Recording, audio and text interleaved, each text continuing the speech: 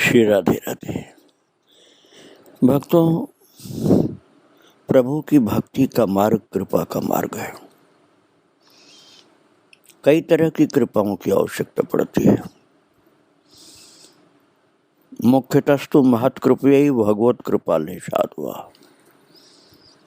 देवर्षि नारद जी कहते हैं, मुख्य रूप से महापुरुषों की कृपा या भगवान की लेश कृपा भी हो जाए तो भी जीव का कल्याण होता है। किंतु इन दोनों कृपाओं के अतिरिक्त एक अन्य तीसरी कृपा होती है, आत्म कृपा।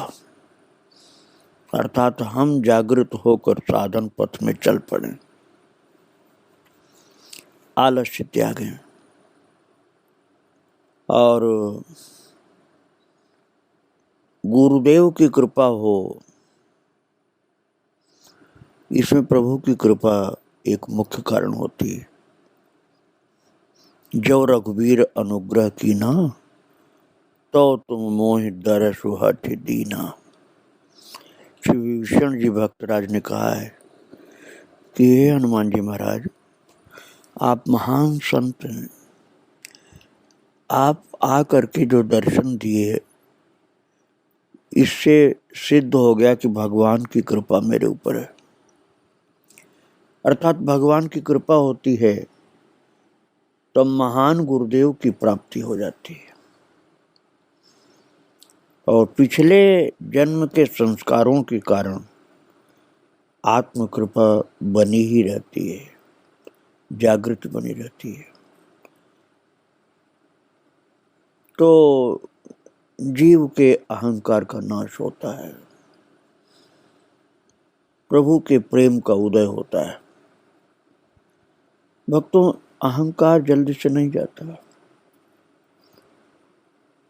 जाति का अहंकार, अपनी पढ़ाई लिखाई का, विद्या का अहंकार, अपनी विशेषताओं का अहंकार, हम ऐसे कर लेते हैं, हम ऐसे हैं, हमारी विशेषता ये अहंकार, अपनी सुंदरता का अहंकार, अपनी युवावस्था का बल का अहंकार, अपनी विशिष्टताओं का, हाँ और लोगों से हम ये अलग हैं, ऐसे ऐसे तमाम अहंकार होते हैं जो जीव के हृदय में छिप कर रहते हैं। ये सब जब दूर हो जाते हैं तभी कोई भगवत पार्षद या प्रभु की सखी का रूप मानसिक साधना में प्राप्त कर लेता है। कल आप श्रवण कर रहे थे कि भगवत रसिक जी के पास श्री अयोध्या जी से एक संत आए थे, मोहन रसिक जी, और उनके अंदर बहुत अच्छे गुण भरे हुए थे, लेकिन बहुत बारीक अहंकार थे जो जल्दी से दिखते नहीं। भगवत रसिक जी ने उनको देखा और उन सब से मुक्त करने के लिए उनको अपने अनुभव की बातों को सुनाया, जिसको उन्होंने जुगाली किया, अर्थात उसे पुनर्विचार कर करके अपने अंदर धारण कर लिया। और फिर अगले दिन से मोहन रसिक जी कई दिनों तक भगवत रसिक जी की बावड़ी पर निरंतर जाते रहे और उनसे रास के ध्यान की सीख पाते रहे, क्योंकि अब भगवत रसिक जी अंदर से सखी का रूप धारण कर चुके थे। इसलिए अब वो एकांत में भगवान के ध्यान में अपने को सखी रूप में देख करके साधना मग्न रहते थे। तो जहाँ रहते थे उसी बावड़ी पर जाते थे अब मोहन रसिक जी अयोध्या वाले, और रास के ध्यान की सीख प्राप्त करते थे। एक दिन जब भगवत रसिक जी ने अनुभव किया कि अब मोहन रसिक जी का हृदय का अहंकार झीने तंतु जो अहंकार के थे उनसे भी मुक्त हो गया है। जो उनके खानदानी गौरव के एहसास से निर्मित था,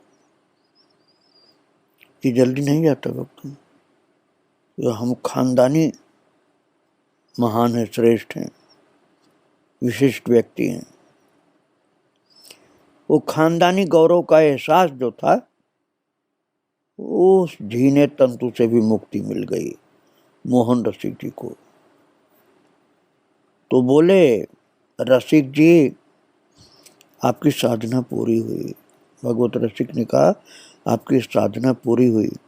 रास रस तक पहुंचने में रुकावट डालने वाली प्रत्येक शलाका आप गल चुकी है। आज रात को स्वप्न में जनक दुलारी श्री किशोरी जी आपको अपनी अंतरंग सखी अर्थात सहचरी बना लेंगी। दूसरे दिन जब मोहन रसिक जी बावड़ी पर आए तो उनके नयन युगल किशोरी जी की प्रेम माधुरी से भरे थे। उनका अंग अंग रोमांचित था। न थमने वाली अश्रुधारा उनके कपोलों पर बह रही थी, लगातार अश्रुधारा बह रही थी। और उनके हाथ में था एक रत्न जटित चूड़ा, जिसके बारे में वे भगवत रसिक जी को बताने आए थे, किंतु कुछ बोल ही नहीं पा रहे थे। शब्द उनके कंठ में जैसे अटक रह करके अटक रहे थे। जब बोलना चाहते थे तो शब्द अटक जाते थे। ज्यों कुछ बोलने की कोशिश करते त्यों ही अश्रु प्रवाह और तीव्र हो जाता, शब्द और अधिक गहराई में जाकर जैसे डूब जाते। भागवत रसिक जी बहुत समय तक प्रेम पीड़ा का ये अद्भुत दृश्य देखते रहे। फिर अपने आप ही बोले, किशोरी जी की कृपा से ही आपको उनकी कृपा का प्रतीक ये चूड़ा उपलब्ध हुआ है। आपके प्रेम पर रीझ कर उन्होंने ये कंगन आपको दिया है, इसे में आपने हाथ में धारण कर लीजिए आप, और जिधर आपके डग उठ जाएं उधर चले जाइए। आप जहां कहीं भी रहेंगे बसेंगे, वहीं किशोरी जी की कृपा का मेघ आपके ऊपर छाया रहेगा और वहीं उनका केली कानन फैलता हुआ नजर आएगा आपको। मोहन रसिक जी जगत जननी के, जानकी नंदिनी के, अपनी स्वामिनी के आनंद में निमग्न थे। भगवत रसिक जी उनसे जो कुछ कहते जाते थे उसका अनुभव उनको हो रहा था। उनके नेत्रों में किशोरी जी की रूप माधुरी भरी थी। उनके कानों में किशोरी जी के चरण के नूपुरों का मधुर संगीत बज रहा था। उनकी नासिका किशोरी जी के अंग सौरभ से आपूरित थी और उनका रोम रोम किशोरी जी के प्रेम रस की जैसे मदिरा पी लिया हो, उन्मत्त हुआ नाच रहा था। उनके भीतर आनंद के इतने खजाने खुल गए थे कि अब उन्हें बाहर के किसी सुख की अपेक्षा ही नहीं रह गई थी। वे धीरे धीरे उठे और गुफा के रज को माथे का श्रृंगार बनाकर भगवत रसिक जी की बावड़ी से बाहर हुए। भगवत रसिक जी कुछ दूर तक उनके पीछे पीछे चले, फिर बावड़ी के बाहर पड़े शिलाखंड पर खड़े होकर बहुत समय तक मोहन रसिक जी को दूर जाता हुआ देखते रहे। तभी पास खड़े बिहारी वल्लभ ने प्रश्न कर दिया, क्यों गुरुदेव, एक बात पूछ लूं आपसे? पूछो। भगवत रसिक ने धीरे से कहा, पूछो। भगवत रसिक जी ने उनकी ओर दृष्टि घुमाया। बिहारी वल्लभ ने पूछा, आपने श्रीयुत मोहन रसिक जी को रास रस की भूमिका तक पहुंचा करके ही विदा कर दिया। उन्हें नित्य विहार के द्वार तक क्यों नहीं ले गए? भगवत रसिक जी हंस दिए, कहने लगे, भैया बल्लभ, मोरों के पंख भी होते हैं और वे उड़ते भी हैं, किंतु क्या पवन उन्हें इतनी ऊंचाई तक उड़ाकर ले जाता है जितनी ऊंचाई तक छोटी पक्षी कबूतर आदि उड़ते हैं, उतनी ऊंचाई तक तो मोर नहीं उड़ता। भागवत भजन में दूसरों की होड़ नहीं की जाती, अपनी क्षमता के अनुसार की गई भजन साधना ही फलवती होती है। ये बात मोहन रसिक जी भली भांति जानते थे। उनका लक्ष्य अपनी किशोरी जी को प्यार देना, लाल लड़ाना, उन्हें सुख पहुंचाना था। इसके लिए उन्होंने रास रस के ध्यान को उपयोगी समझा और वे बिना किसी संकोच के इधर चले आए। कुछ देर मौन रहने के बाद भगवत रसिक जी ने फिर कहा, क्यों बल्लभ, तुम राम गोपाल जी को तो जानते हो ना? तो बिहारी बल्लभ बोले, कौन से राम गोपाल जी? क्या वे ही जो बहुत से फल वगैरह सब लेकर के आते हैं और उन्हें आपके सम्मुख रखकर प्रार्थना की उन्होंने कि कृपया मुझे भी अपने शिष्यों की तरह विरक्त वेश देकर वृंदावन वास की अनुमति प्रदान करें? उन्हीं की बात कर रहे हैं क्या आप? तो भगवत रसिक जी बोले, बिल्कुल बिल्कुल वही। फिर राम गोपाल जी की अंतः प्रवृत्ति के बारे में बतलाते हुए बिहारी बल्लभ को समझाने लगे। वो कहने लगे कि वे विरक्त वेश लेकर वृंदावन वास करना चाहते थे, किंतु मैंने उन्हें मना कर दिया। जानते हो क्यों? इसलिए कि उनके विरक्त वेश धारण करने का लक्ष्य श्री बिहारी जी महाराज के प्रेम सिंधु की ओर जाना था ही नहीं। वे तो सिर्फ इतना जानते थे कि समाज में त्यागी भक्त होने का आदर पा सके। लोग कहेंगे कि हाँ, ये भी बहुत विरक्त संत हैं, और ये भी लोग कहें कि राम गोपाल जी अपना घर परिवार और जमीन जायदाद सब कुछ छोड़कर विरक्त हो गए। वस्तुतः तो उन्हें संसार से भी बहुत लगाव है और उनमें भोग के संस्कार अभी शेष हैं और वे बड़े प्रबल हैं अभी भोग के संस्कार। ऐसी स्थिति में वो विरक्त वेश धारण करके भी केवल लोभ और काम के हाथों की कठपुतली ही बने रहते और इस प्रकार उनके और श्री हरि के बीच की दूरी कम नहीं होती। देखो बल्लभ, निर्व्याज अनासक्ति की गोद में पलने खेलने वाला वैराग्य ही श्री हरि की प्रियता का कारण बनता है। यदि वैराग्य ऊपर से ओढ़ा हुआ है और भीतर आसक्ति की चुड़ैल बैठी है तो वो व्यक्ति को हर समय गंदगी में ही मुंह डालने को विवश करती रहती है और ऐसी हालत में कई कई जन्म बीत जाने पर भी वो साधक श्री हरि की ओर से पीठ किए ही बैठा रहता है। श्री भगवत रसिक जी ने कहा कि इसलिए राम गोपाल को मैंने विरक्त वेश ही नहीं दिया और न वृंदावन में बसने की अनुभूति ही प्रदान की।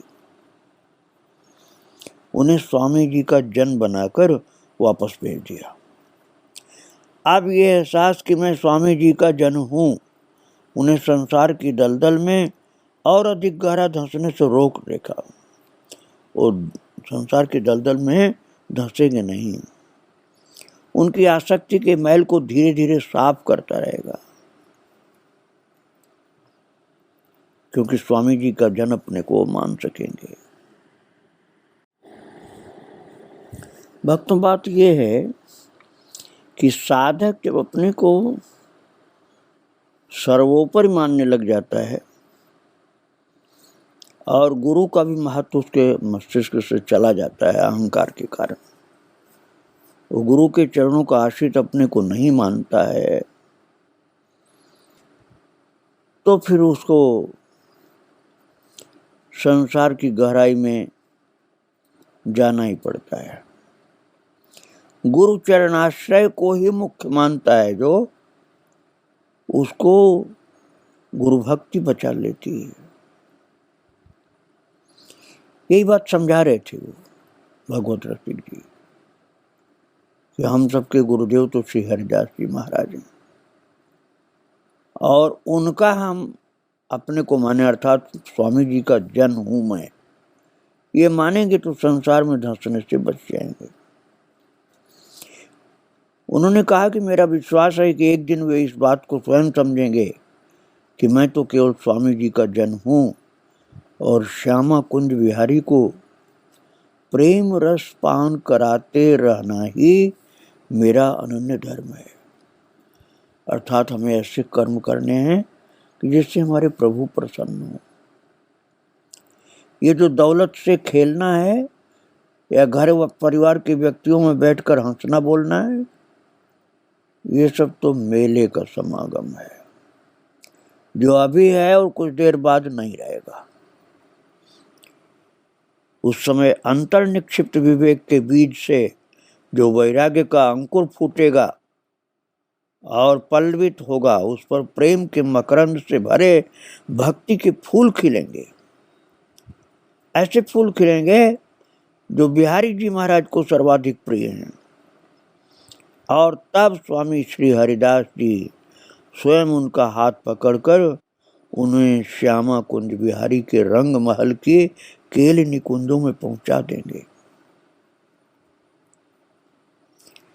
भक्तों, ये गुरु की महिमा की बात बताई गई। गुरु महान होते हैं जो साधक की प्रीति को देखकर, चरणाश्रित भाव को देखकर जरूर कृपा करते हैं। बिहारी वल्लभ भगवत रसिक जी की छाया बनकर सदा उनके साथ रहता था और उनके सत्संग का पूरा पूरा लाभ वही उठाता था। वो जिज्ञासु भी था। आपको याद होगा भक्तों, मैंने आपको सुनाया था, ये वल्लभ नाम का बालक जो वृंदावनवासी था, जो एक समय था कि जब नए नए भगवत दास जी आए थे तो उनको घुमाता था वृंदावन में। आज वही वल्लभ बालक बिहारी वल्लभ संत हो गया है और भगवत दास जी भगवत रसिक महान पुरुष बन चुके हैं।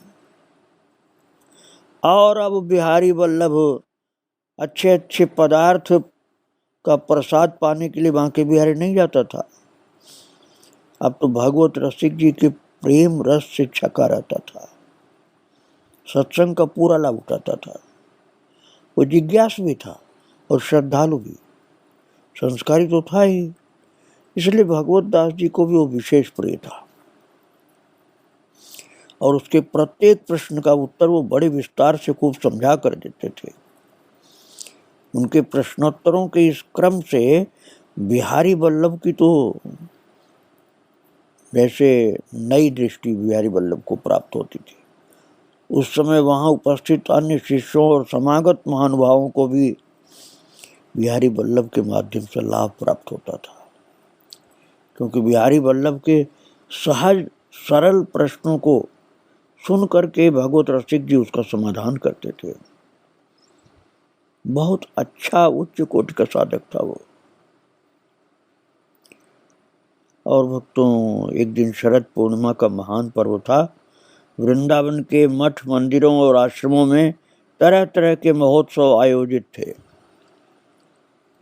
कहीं प्रिया प्रीतम की भव्य झांकी सजी थी, कहीं रासमंडलियाँ जो थी वो महाराज के आयोजन कर रही थी, और भक्तों की भीड़ एक मंदिर से दूसरे मंदिर में और एक रासमंडल से दूसरे रासमंडल में भागी फिर रही थी। वो चाहती थी कि आनंद की जो धारा आज वृंदावन की पवित्र भूमि में उमड़ रही है उसे सहेज कर अपने भीतर रख लिया जाए। और भागवत रसिक जी की बावड़ी पर भी आज दिन भर तो कुछ विशेष ही चहल पहल थी। बहुत से नर नारी वहां उनके दर्शनों को आए थे, किंतु जब चंद्रमा आकाश की कई सीढ़ियां चढ़ चुका था और रास मंडलों के परिवेश से निकलकर प्रेम संगीत के मनोरम स्वर श्रद्धालु भक्तों के हृदयों को अलौकिक प्रेम आनंद का आस्वादन करने के लिए और आस्वादन दिलाने के लिए आमंत्रित करने लगे, फिर कहाँ कौन रोकने वाला था। उधर तटीय स्थान में भी शरद महोत्सव का आयोजन हो रहा था। सुबह ही एक साधु आकर निमंत्रण दे गए थे और बताए थे कि कई मन दूध की खीर घुटेगी और संगीत की दिव्य तरंगों से भरा समाज का गायन भी होगा। अलग अलग श्रेणी के साधक होते हैं भक्त लोग। किसी को प्रसाद का स्वाद ही मुख्य रहता है, वो प्रसाद के स्वाद में मस्त होते हैं, लेकिन प्रसाद भी कृपा करता है। कोई सत्संग का आनंद लेता है। अलग अलग प्रकार के साधक हैं। जब शाम होने लगी तो भागवत रसिक जी ने बावड़ी पर रहने वाले सभी संतों को तटीय स्थान भेज दिया। साथ ही उन्हें ये भी कह दिया कि मौका निकालकर उधर से निधिवन राज में अनन्य रसिक शिरोमणि स्वामी हरिदास जी और उनके प्राण प्यारे ठाकुर जो बांके बिहारी हैं उनका दर्शन जरूर कर लेना, भूलना नहीं। निमंत्रण तो भगवत रसिक जी को भी था। महंती जी ने उन्हें खास तौर से कहलवाया भी था, किंतु वे नहीं गए। बिहारी वल्लभ और चतुरदास गए थे। तटीय स्थान का एक चक्कर मारकर लौटते समय श्री बिहारी जी के दर्शन करते हुए बावड़ी पर आ गए थे। उनके लिए खीर और समाज गान से ज्यादा मिठास सत्संग के उस अमृत रस में थे जो भगवत रसिक जी के मुखारबिंद से निर्झर के रूप में झरता रहता था। भक्तों, आप जब तटीय स्थान जाएंगे तो वहाँ के पुराने संतों से आपको भगवत रसिक जी की बावड़ी का पता चल जाएगा जहाँ वो रहते थे। जिस समय चतुरदास जी के साथ बिहारी वल्लभ लौट कर आए उस समय भगवत रसिक जी गुफा के बाहर ही शिलाखंड पर ध्यान साधे बैठे थे। पूर्ण चंद्र की निर्मल ज्योत्सना चारों ओर छिटक रही थी। शीतल पवन मंद मंद गति से बह रहा था। वे दोनों थोड़ी दूर हटकर दूसरे शिलाखंड पर जाकर बैठ गए। कुछ समय तक सन्नाटा रहा। उधर भगवत रसिक जी ध्यान मग्न थे, इधर ये दोनों भी अपने अपने विचारों में खोए रहे। फिर बिहारी वल्लभ ने धीरे से कहा, क्यों काका जी, आखिर दादा गुरु अर्थात ललित मोहिनी दास जी के व्यक्तित्व में ऐसी कौन सी काली छाया है जिसके कारण गुरुदेव उनके सामने जाने से कतराते हैं। भक्तों, इस तरह के प्रश्न साधकों के मन में आते रहते हैं। चर्चा मैं आपको कल सुनाऊंगा। आज इनको प्रणाम करके यहीं विराम दे रहा हूँ। श्री राधे राधे, जय श्री राधे।